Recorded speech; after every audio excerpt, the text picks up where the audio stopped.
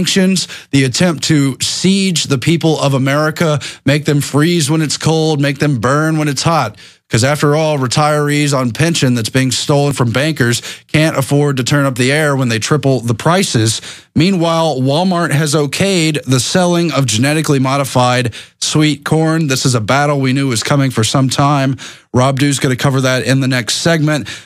And furthermore, GMO crops are mutating. They now have to have Kevlar tires just to roll over the crops because of their spear-like tips. All that is developing.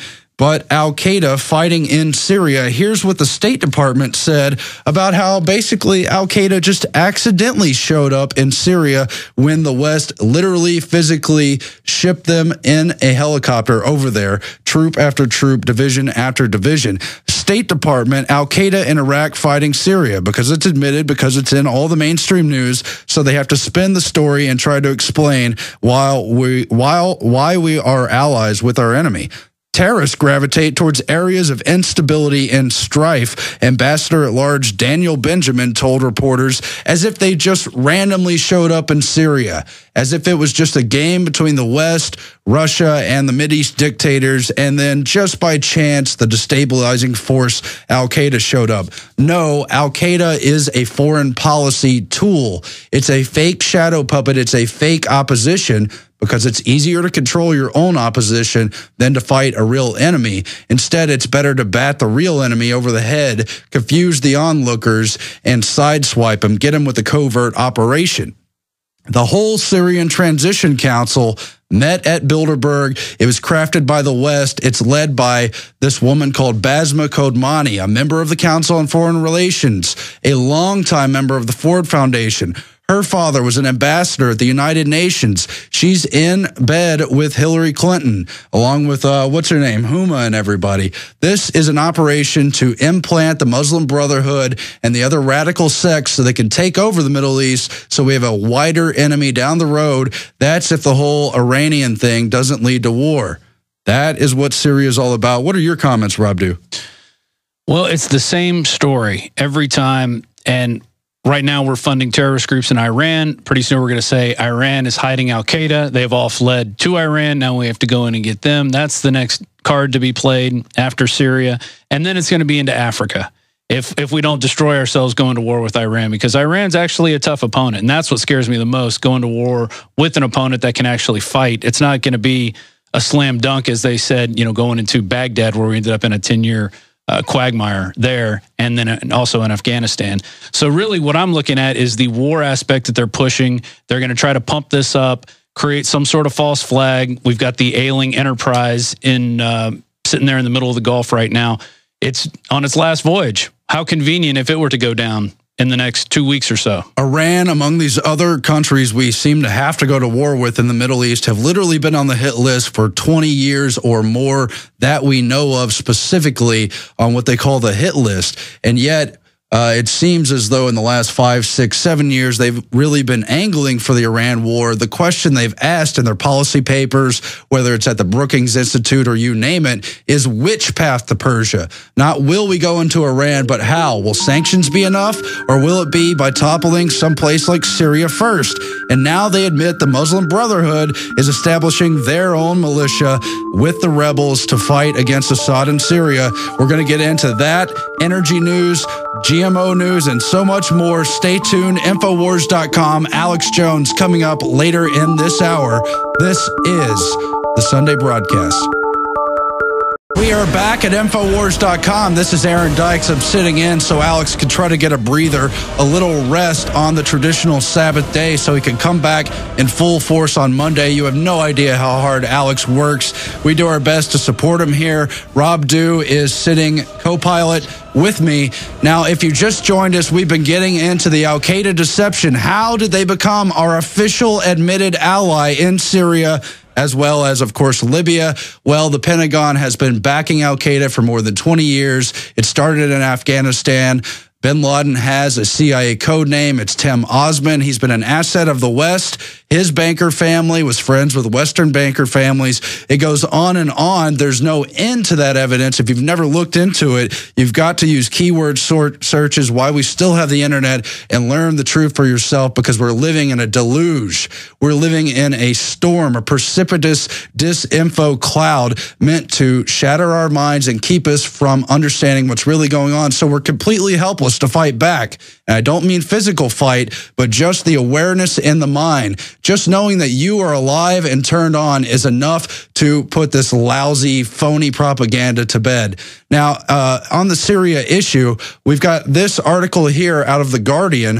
Obama signs orders supporting Syria's rebels. And no, it has nothing to do with a phony, made-up assassination attempt on bin Laden or anything else. This is an admitted order to back al-Qaeda, which they call the Syrian rebels, just as they've backed at the globalist United Nations level the Syrian National Council, a phony body to give the appearance of legitimacy as they topple Assad, to fool the people watching from at home in England, from watching at home in America and the other countries in Europe and around the world, to make them think maybe we have some kind of legitimate basis for what we're doing in Syria, when in fact we don't.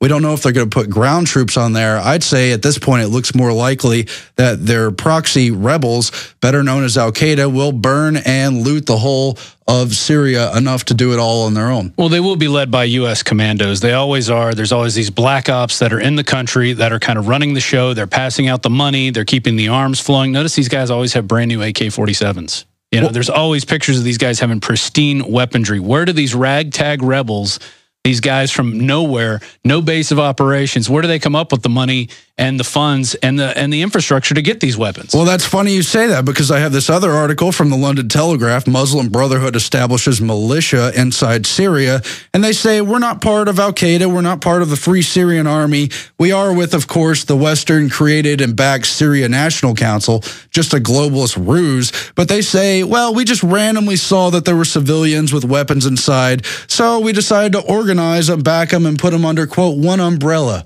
One big happy Muslim Brotherhood family. Always keep it centralized. That's the key to doing all these fake, I guess, fake invasions is what we're having. I mean, there's a real invasion, but it's fake as to whose side we're on or whose side we're not supposedly on. And it's the same thing. It goes on and on. Now, I'd like to jump to this Walmart thing, because this is going to happen to everybody out there who's going to buy their food. It's already been in processed food since the 90s. It's the genetically modified corn that they tell you is great for you, except when they do the studies with the rats. Well, it's one GM crop after another that causes organ failure, that's been found to cause sterility, that's been found to cause a hidden tracer third-generation sterility that doesn't even show up in rats, of course, over a course of weeks, but in humans over the course of generations, 40 years maybe, till we see this kind of thing really fall out in a serious way. Exactly. So I might be eating Doritos now that have them, and you know, it's not going to affect me, and it's not going to affect my kids. But my kids, well, suddenly they won't be able to have children, or they'll have total organ failure and die at maybe 10, 20 years old, whatever. But this has been a big fight about the sweet corn, because they've had other GMO corns that they mix into foods that are processed, right, or they feed to livestock. But this one is actually meant for you to roast and eat. This is the corn on the cob, if you think of the actual corn on the cob, and It is ridiculous. Walmart Stores Incorporated says it has no objection to selling a new crop of genetically modified sweet corn created by the biotech giant Monsanto. After looking at both sides of the debate and collaborating with a number of respected food safety experts, there's no significantly validated reason to implement restrictions of this product, they said to the Tribune. Now, and this is Monsanto. What they say is the corn which is being harvested, you don't need as much insecticide. It says Monsanto's genetically modified sweet corn is resistant to a common herbicide, which is Roundup, which allows farmers to kill weeds without killing the corn. But what they don't tell you is that because it's resistant to Roundup, they spray more of it on the crop to kill more weeds even quicker. So you're getting more Roundup plus the genetically modified stuff on top of it. So it's a double whammy that they're feeding us right now. And I remember, we've had all kinds of studies on Roundup and what it does. It causes cancer. There's no doubt about it. And it destroys your immune system, whether it's the whether it's the type of GMO that produces its own pesticide or whether it's resistant to Roundup and the other pesticides they spray on it, you eat it. It goes into your gut where you've got all kinds of little micro absorbers, the little bacteria that do the good things in your body. That's being destroyed by the pesticide. And in some parts of the body, in some cases, it's replicating the pesticides, little pesticide factories inside your gut, destroying your ability to stave off other diseases. It's going to be a total epidemic. And like we said before, it's been in processed food since the 90s, but this is where it's going to come out.